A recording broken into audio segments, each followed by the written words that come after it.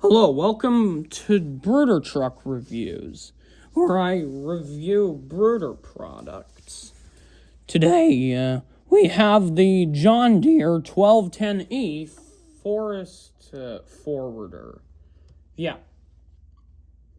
Apparently, this type of machine was apparently used to get wood out of the forest, like trees, you know. Apparently, yeah. It's very similar to the 1270C that I just got today. And basically, it's pretty cool. I mean, there's not really anything wrong with it. I mean, like, it's pretty cool. Turns pretty well. And what I like about it is the cab kind of spins around. Yeah. And apparently, the arm, right, it also spins kind of. Oh, fuck.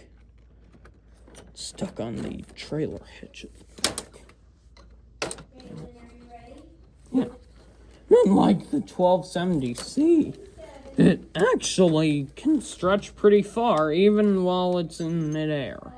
Yep. Yeah. So, also, it can kind of turn with these hydraulics. And yeah, that's all I have to say.